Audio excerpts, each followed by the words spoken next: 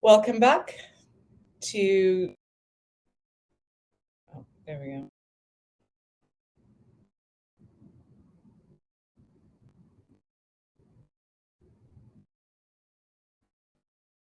Welcome back. To start off this session, we have a few remarks from our technology sponsor, Owen Wiggs. I'd like to welcome Jennifer Marles, partner at Owen Wiggs, to the virtual stage. Jennifer holds an MSc in biochemistry and helps clients in the biotechnology, chemical, and medical device industries build the value of their companies by securing patent protection in Canada, the United States, and beyond. Welcome, Jennifer.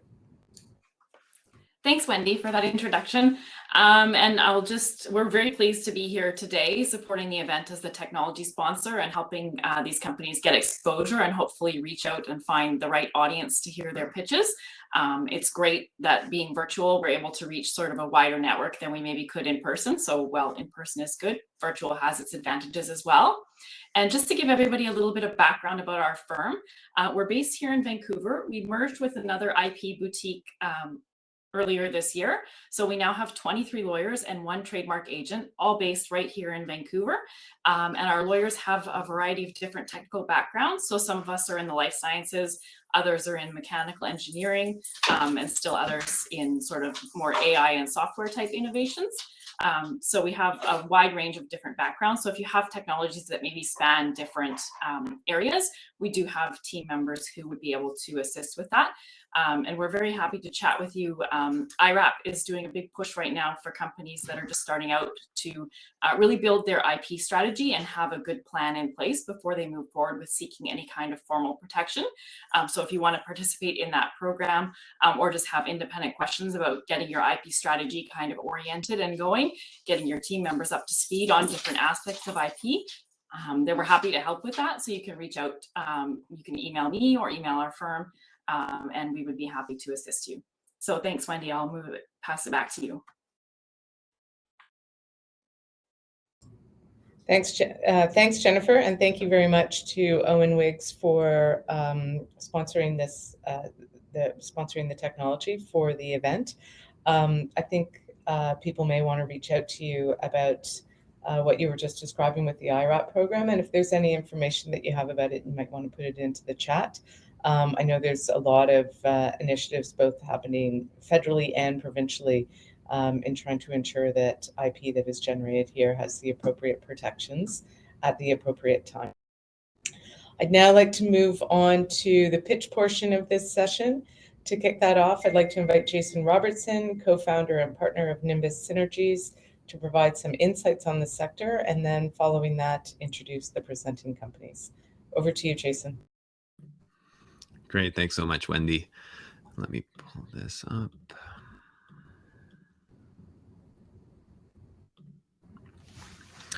Great. So thanks again. As Wendy mentioned, my name is Jason Robertson, and I have the pleasure of leading our investment team at Nimbus Synergies. For those of you who are unaware, Nimbus is a leader in early stage venture funding for innovative digital health and health technology companies. And we're super excited to be sponsoring this session for the 4th year in a row.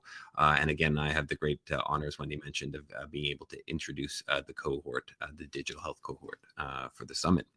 And for those who've attended in the past, you may typically recall that I would often spend this time talking about what we believe to be are the massive opportunities for digital disruption in healthcare.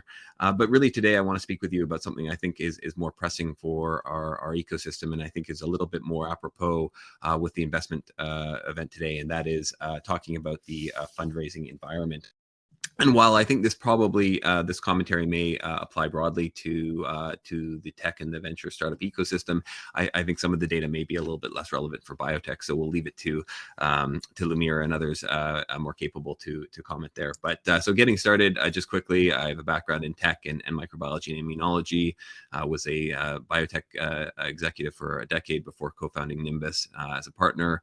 And we've invested in about a dozen companies, deploying over 20 million in capital with a few exits, and I serve on a number of boards. And so really, I want to set the context and backdrop of where we've gotten to today.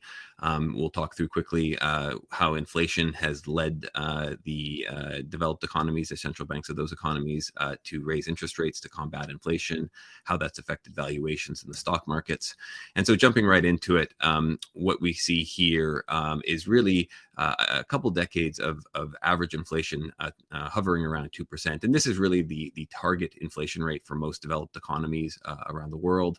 So this is a really good job, except for, of course, you'll see the noted drawdown in 08 and 09 associated with the financial crisis. And so what has happened is since the financial crisis, really unprecedented levels of stimulus have come into the economy, which of course accelerated during the COVID pandemic, as we know, leading to inflation hitting an all-time high of about 9.1% in the US in June. And this number is similar in Canada, about 8.1%. And really, central banks fear hyperinflation as being this unbreakable cycle, much more so than recession. So central banks are much more prone to jack up interest rates to combat inflation and slow the markets than they are to let these things get too far out of hand. And so what we've consequently seen is after a decade of virtually zero interest rates or target interest rates primarily, we have seen those rates as of this week approach 4% to combat inflation. And I might know, as you look at the red line, which is inflation, and the blue lines, historically, inflation has never been tamed without the Fed target rate exceeding the inflation rate. So while we're sitting at 4% today, I think many would expect and believe that we should see that get as high as 5.5% or 6% before we get inflation under control. So more is coming. And why does this matter? Well, it matters because asset valuations, including stocks and equities and company valuations, are inversely correlated with interest rates. And why is that? Well, if we go back to our Economics 101 textbook, we know that valuations are principally determined by cash flows in the future, and we value those cash flows by discounting them at a certain rate into a present value today. And we typically discount and use rates, which we refer to as risk-free rates or treasury rates or interest rates, as that discount factor. And so when valuations, or when rates have historically been low, those future values in a present day circumstance are valued higher, and when those rates go up, those cash flows are discounted to a lower value. And so this is what we can see here. We can see that as the blue line, which is the interest rates, have increased, the stock market, which is the orange line, has correspondingly decreased. And no surprise, companies that have cash flows that are far in the future, or that are reinvesting those cash flows currently in growth, are going to be the most impacted by these significant changes in the interest rates in such a short period of time. And so when we look at something like the Bessemer Cloud Index, which sort of is the best representation we feel of public SaaS companies, it's down 60% year to date. When we look at NASDAQ, which is tech heavy, which is the green line, it's down over 30%, and even the S&P is approaching 20% down.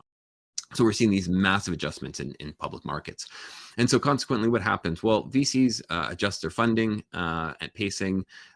Those companies that they would traditionally fund consequently have to reduce their expenses. This causes their startup, their growth to stall, and their valuations and multiples to drop. So we'll talk through that really quickly. And no surprise here, as we can see, over the last couple of quarters, VC funding has fallen 34% quarter over quarter in this most recent quarter, but is down over 50% year to date. And again, there are a couple of reasons for this, which we'll talk about in a moment in terms of why VCs are slowing their pacing. But a couple of examples are VCs find it harder in uncertain markets to be able to value what the exits might be for their portfolios. So they're less prone and willing to want to continue to invest in new opportunities. And there's also some issues with their investors, who are their limited partners. Just like startups have VC investors, VCs also have investors, and those limited partners have a lot of different requirements that they need to balance, including their VC funds that they support. And so consequently, no surprise, we see that multiples as VC funding has reduced and companies have reduced their spend. And we've certainly seen across the news reductions in headcount across many of the major large tech companies. It's no surprise that multiples are down 70% this year, back to 2016 levels. Now, before we go rah and open our checkbooks to buy up some of these wonderful opportunities, it is worth noting that even in 2016 and 2017, many in the venture ecosystem still felt that those were heady times. So it's not necessarily clear that there isn't more froth to take out of the market before we hit what might be referred to as a bottom. So really, how is this affecting the startup founders in the ecosystem? Well, a survey of about 500 startup founders back in May queried what they anticipated for the year ahead, and astutely, given their read of their markets and their customers, were anticipating a 31% decline in their recurring revenue moving forward. And so when we look at this against the public market comparables, we would expect that they should think that there would be a corresponding decrease in their valuations. But in fact, the interesting disconnect is that only that those CEOs only expected roughly an 11% decline in valuation. And so if I were to end the presentation here, we might just say, well, look, there's a massive disconnect between private market funders and fundees, and that once that gets resolved, everything is fine. But it's actually more nuanced than that, and we would be forgiven for reflecting negatively on the founders' views, because when you go and look at the private market comps, what we're seeing right now is that round sizes are largely in line with trend lines. And so you look at this data and you might think, well, nothing's really changed. Everything is persisting and consisting. I should still expect the same size round that I would have traditionally gotten. And then when we look at valuations also haven't adjusted. So again, are the founders off base? Well, in fact, what is missing from here is really critical data, which is the round volume, or the number of rounds that are getting done. And what we can see here is that those rounds have fallen off of a cliff. And this is important, because what this implies is that VCs are funding a smaller number of companies, but they're doing so at similar terms to the prior fundraising environment. So let's sort of call it pre-2020 crash, 2022 crash. But they're only doing this to a very small number, and they're likely doing this to those companies that they think have the highest probability of succeeding and being an outsized winner. And so those companies that are not doing so well, or perhaps have overinflated valuations, having raised recently, perhaps towards the end of 2021, haven't gone out and successfully closed rounds. And so that data is not yet incorporated into the numbers we're seeing in the private market. So there's this lag and survivorship bias that we have going on. So where does that put us today? Well, public markets are down 70%, but founders are only anticipating a 10% drops. And so consequently, when you have a mismatch between the bid and ask spread in a market like this, it's consequently going to ground to a halt. And that's what we've seen. And so how is this affecting digital health? Well, no surprise, digital health fundraising is also being impacted and is down over 50% year to date. In fact, Q3 noted the smallest quarterly funding since 2019. So what does that mean for the future? I really, as always, want to leave with a little bit of optimism, but I'm unsure about that. So a lot of VCs in the ecosystem will point to the almost $300 billion of quote unquote dry powder. Dry powder is the money that their limited partners or VCs investors have committed to those VC funds, but that yet haven't been deployed. But to be clear, these aren't sitting in their bank accounts. These are just commitments that the LPs have to fund in the future. And so if you look at this record dry powder, one might believe, as you can see in the picture, that we could have, based on historical pacing and deployment rates, a very robust venture cycles still yet to come.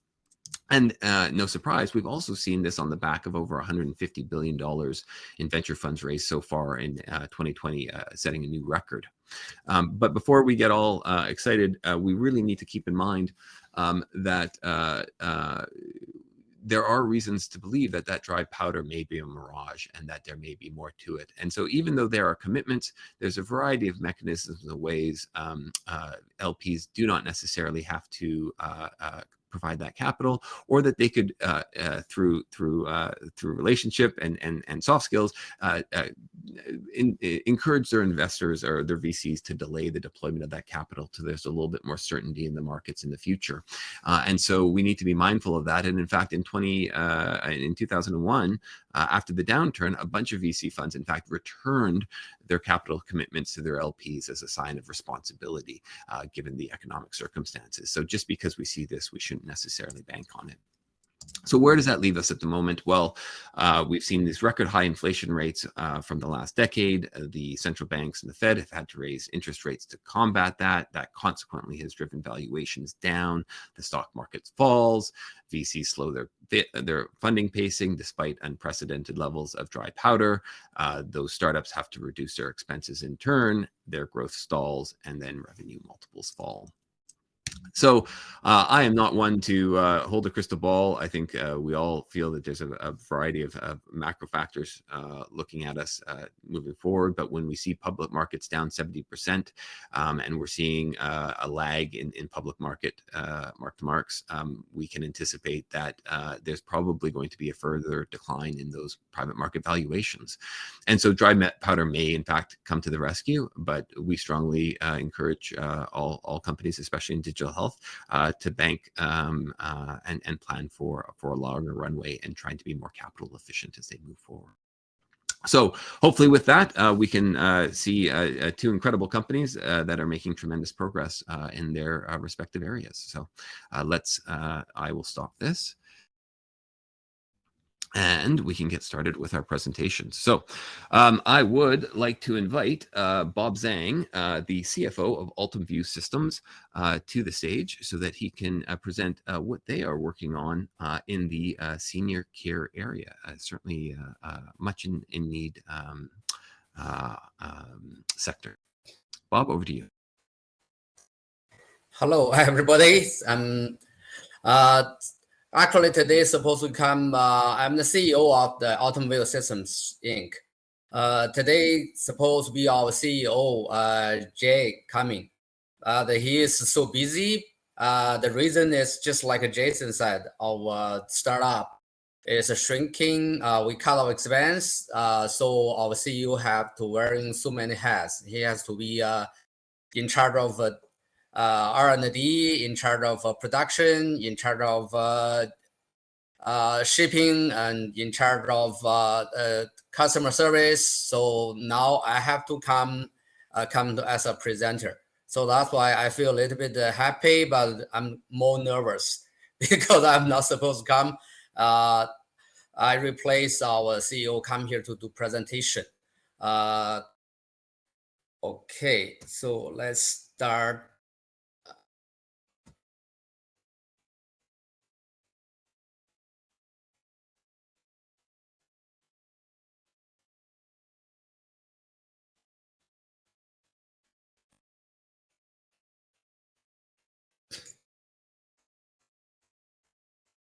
Ultimview Systems Inc. Is set up in 2016 in Vancouver. Bob, your slides aren't being shown. Sorry. Can you hear? Everybody can hear me? Yes. Okay. Is it okay to go ahead? Your slides aren't being shown. If you'd like me to pull them up, please. Sure. Okay. If you can do that, that's much appreciated. So Ultimview set up in 2016, and we have right now, we already cut off a team from over 30 people right now to around 10 people. This is right now it's a tiny company, but we already developed a product in the smart care, in the senior care business. We also get a 2021 CES Innovation Award.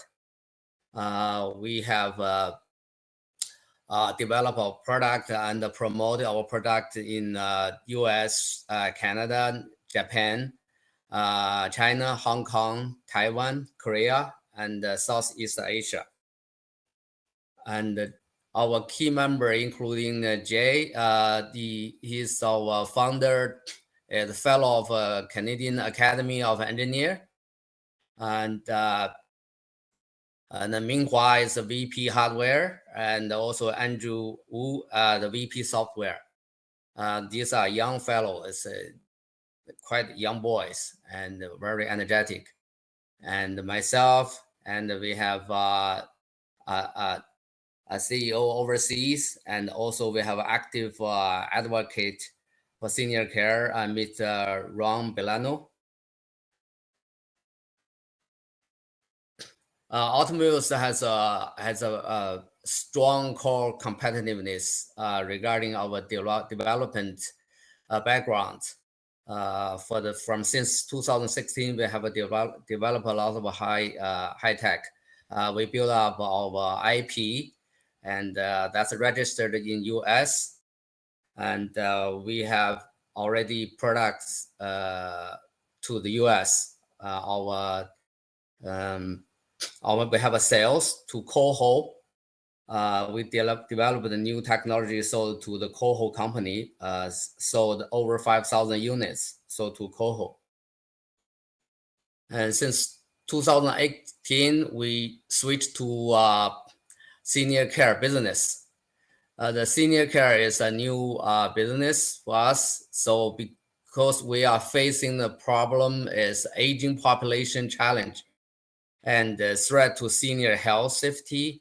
And so the pain point here is that no good solution right now on the senior care side, no good solution to monitor the health and the daily activity of seniors, especially is their safety. Let's say if they fall down and if they have an emergency situation happen and the senior people live alone at home and nobody knows, especially their family member, they really worrying about this. So we are tackling these pain points. And also the telehealth also facing the similar issues. So our products is based on these pain points. So our solution is using the Sentinel sensor and to watch the seniors people's daily activity. And that the most important feature is privacy protection, because the people, especially senior people, don't like to be watched by all kinds of camera. That's why our camera is a videoless camera that never generate or never transmit any video. They only send the senior people's motion through stick figures. So this way, senior people's privacy being well protected. At the same time, their motion, their activity being closely monitored and sent to their loved ones. This is the actual the picture shows. You can tell all the people in the home, and there's no real video. It only shows their stick figures, shows their motion. The only stick figure is transmitted. For this product, and we developed the firmware, hardware, and algorithm, and the software, the app. So that's especially is good for emergency detection, like for waving for help, or the some people, let's say, they wandering around because they are too old, and they lost memory, the short-term memory they lost. They wander around, they don't know where they are. So we can do this kind of monitor, and that's we also, this monitor has a full risk assessment function and attached a two-way audio. They can speak each other. And on top of that, this Sentinel Smart Sensor also can summarize their senior people's daily activity. They find out the pattern of their daily activity over long term is quite useful information for family doctors or for their family members. Let's say if you every day sleep for 8 hours for the long term, but in past for 3 months, you only sleep like 3-4 hours. That this statistical number will shows your pattern change. So then we will send some kind of a signal to family member and send to the doctor. This will give an early warning of senior people's health situation. So that will definitely as a good help. This Sentinel products has a lot of advantage over the other competitors' products. First of all, they protect privacy compared to the surveillance camera. And the surveillance camera cannot put inside the house. They only put outside the house. They watch outside. But our camera can put inside the house because they don't collect the video. And compared to the wearable device, and they don't need a battery, they don't need to remind the senior people always wear on their neck, wear on their wrist, on their arm.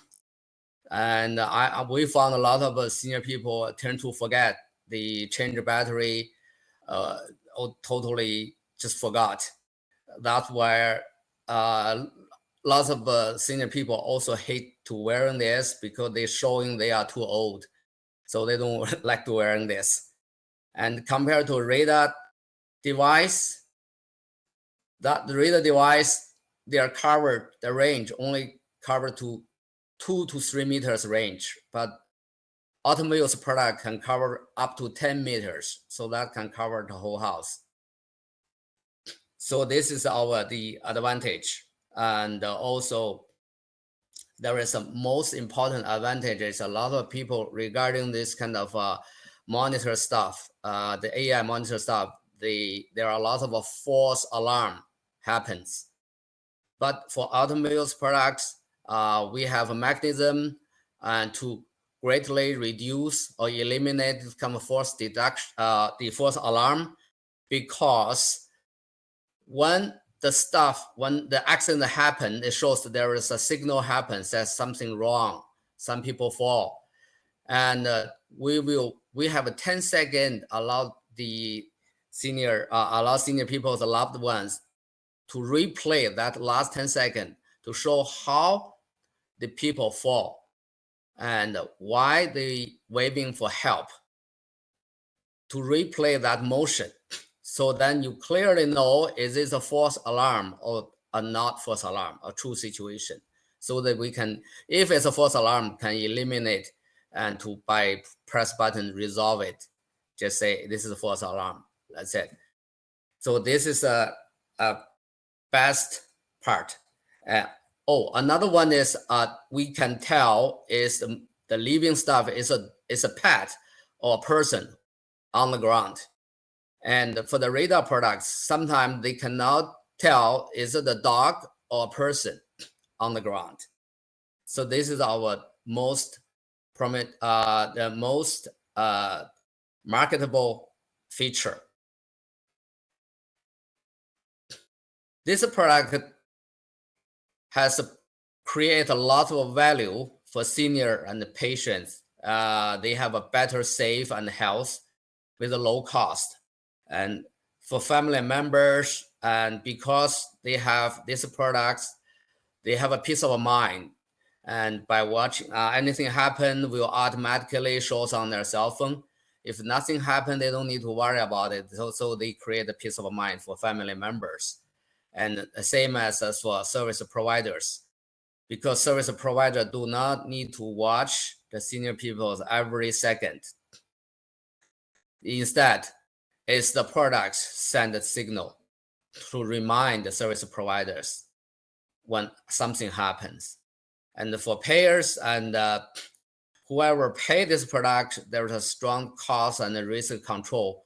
Let's say if you hire some people to stay with the senior people, then you have to pay a huge amount every year. Right now, you only pay like $200, and that will stay with senior people all year around. Otherwise, you pay at least 4,000 or 5,000 a month to have a nanny at home or have a caregiver at home and to watch it. So this is the most expensive kind of stuff. Plus, there's nowhere to get good caregivers right now on this kind of a market. For government wise, our product can save government tons of billions of money if all the senior people can be taken care through this product and provide the family a peace of mind, and they can save a lot of potential medical and caregiving expense. So our products, just like I said, already worldwide they already start to test using our products. In Canada, in US especially, have Amazon, Alexa together. That's our #1 partnership. Right now, the Amazon launched this Alexa together last year. We only joined in this program in this year, summer this year. So we started generate the sales since June 2022. And this product basically right now is facing US 50 million senior peoples. Each family only like to pay $20 US to join the plan, and the customers can choose which product they like.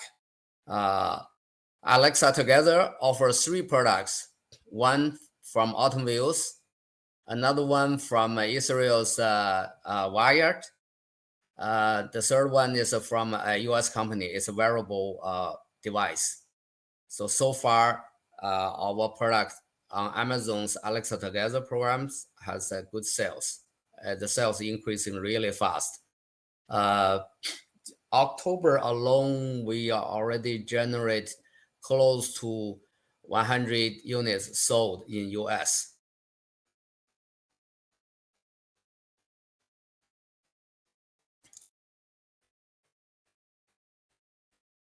In Canada, we have a key partner. It's a B2B customers. That's our Baycross Health Science in Toronto area. And they have a purchasing after the carefully evaluating over a year. They decide to purchase our products to use in their facilities. And the Baycross has a long history of senior care, and they are global leader in this area. So they have 1,100 beds providing the senior people has make them enjoy the independent living, autonomous living, and at the same time providing the care. This agency is fully affiliated with the University of Toronto. So we have right now, so far, the feedback is very good. Our partnership, our cooperation is growing. Just last 2 weeks, we're shipping more product to this kind of customers. So this is our key customer right now, is covering anywhere from. Also, we have a customer in Shenzhen, in Hong Kong, and they already covered over 5,000 families. Also, we have the key customer in Japan. And Japan right now, there are some big companies. They are really interested in our product. They already purchased over 200 units of a product as testing stage. Our future plan, we are developing and almost ready to launch the 3rd generation of Sentinel. And we also like to build the ecosystem around this around this product. This product later on will become like a hub of a platform, and to plug in the third-party devices and the services like a bed sensor, smart speaker, and we will improving analytic algorithms. And we also to work with the hospital and clinic studies with the doctors to interaction with telehealth. Yes. Excuse me, Bob. This is all super exciting and clearly interesting innovation to support seniors. You're quite a bit over time right now, so okay. Let me wrap up in one minute. Yeah. So basically, let's wrap up. We have right now our business model has a B2B and the B2C. Say is simultaneously developing right now, and our financial information, we have a future, we expect a future growth, rapidly growth. This year, because of COVID-19, and last year and this year, we have COVID-19 impact, our slow, little bit slow, our sales, but we expect the sales will pick up. And with the customer, the feedback from Amazon and the global customers. So we have, this is our award and honorary from globally. So thank you, everybody. And I welcome any interested investor to contact us, and so we can work together to generate more achievements. And thank you very much. Thank you so much for that, Bob. Really appreciate that. As many of you may recall from last year, senior care and the demographics of our country in particular, demand solutions and products like Bob is developing at UltimView. So really appreciate how you're helping to impact both the outcomes and the cost of seniors aging in place. So next up, I'm pleased to introduce Priyesh Sharma, who's the founder and CEO of Easy PT Technologies, who will talk to us a little bit about how they are disrupting the physiotherapy space. Over to you. Thanks, Jason. And I want to thank Wendy and the Life Sciences PC team for the opportunity. Let me start sharing my screen here.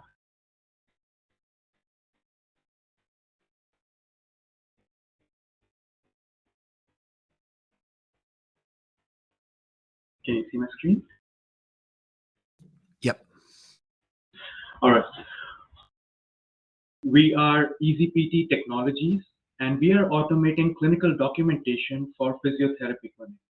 So clinical documentation is a market, but the technology has not changed in the past 2 decades. In physiotherapy settings, patient documentation can take up at least 25% of patient's treatment time. But any time that a clinician spends on documentation cannot be billed to insurance companies. However, if the notes are not detailed or accurate, insurance companies can easily deny reimbursements to the clinics. As a result, our clinicians end up spending up to 500 hours every year working unpaid during the after hours just to catch up on their paperwork. That's 3 months of work without a salary. No wonder American Physical Therapy Association has identified paperwork as the most significant contributor to our clinicians' burnout. My name is Priyesh Sharma, and I'm working full-time on this company to solve this problem. I have over 10 years of experience developing products in companies like Cummins and Siemens, and I'm very lucky to be a part of immensely talented team.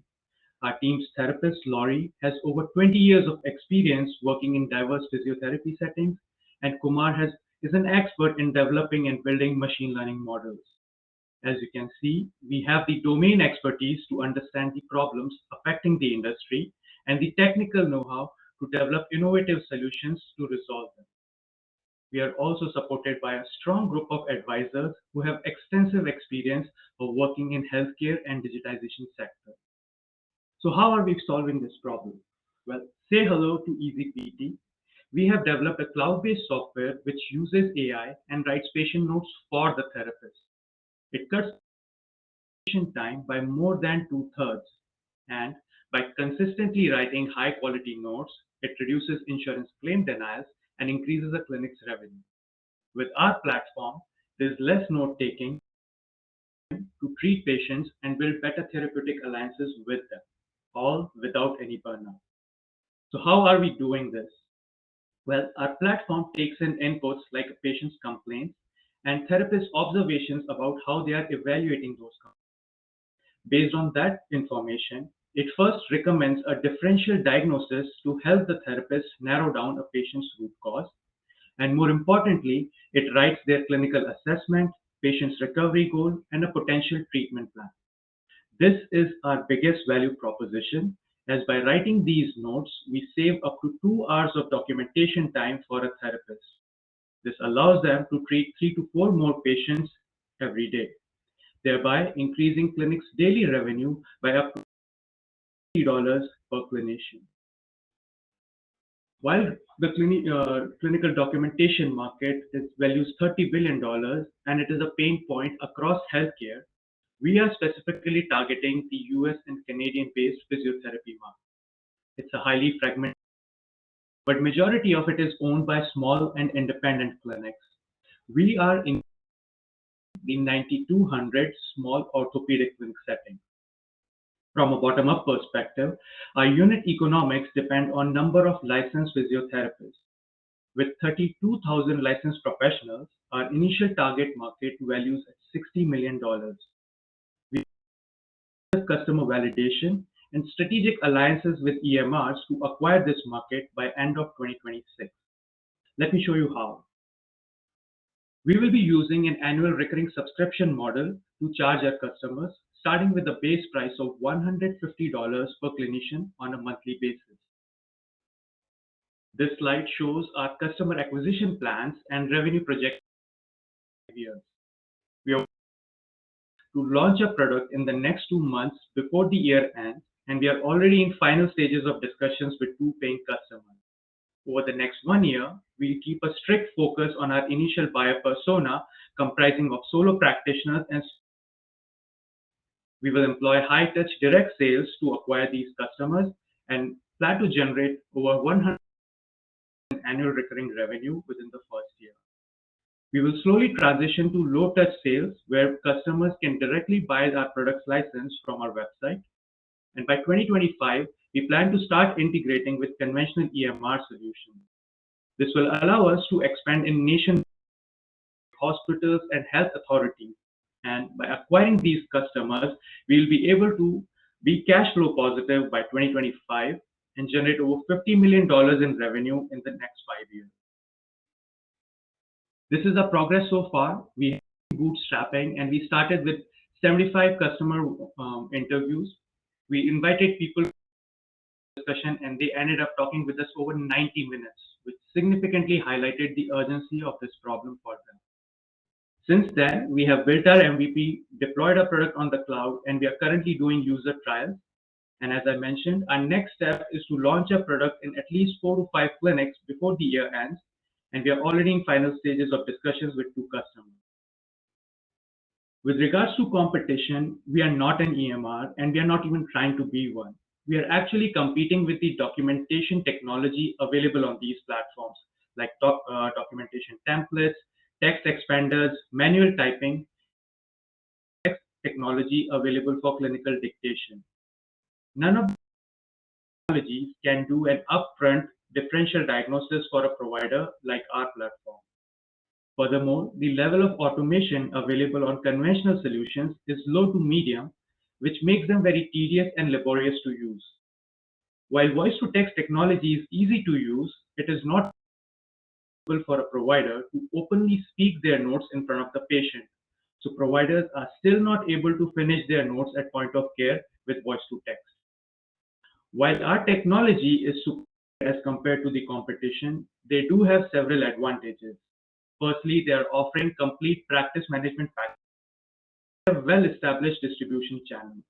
It is because of these complementary advantages we feel there's a strong alliance with these EMR platforms will be great for both companies. We will be able to use their distribution channels, and they'll be able to use our technology in return. We are currently raising $500,000, which will provide us a runway of 1 year, and these funds hit our goal of $100,000 in ARR in the next 12 months.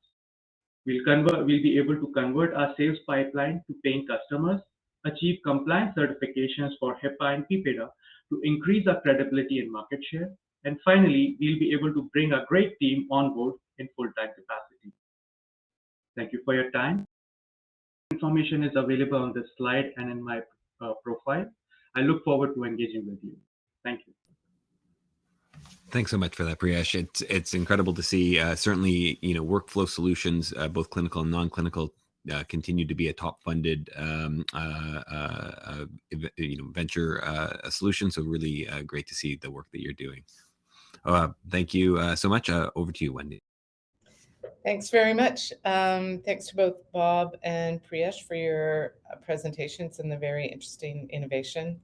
As Jason has summarized as well, seniors care is critically important, and workflows solutions are really something that everyone is looking for as we try and continue to help people drive efficient healthcare solutions.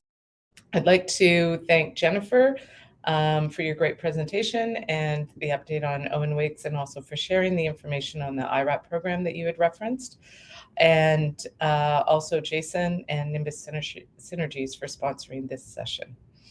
Up next, we've set aside some time for you to visit the booths at the expo and possibly stretch your legs and take a bit of a break. So please make sure you stop by and visit those booths. Remember, we have a networking competition for those that are most active with connecting with each other and visiting the booths. Before we break, I'd also like to once again acknowledge our event supporters.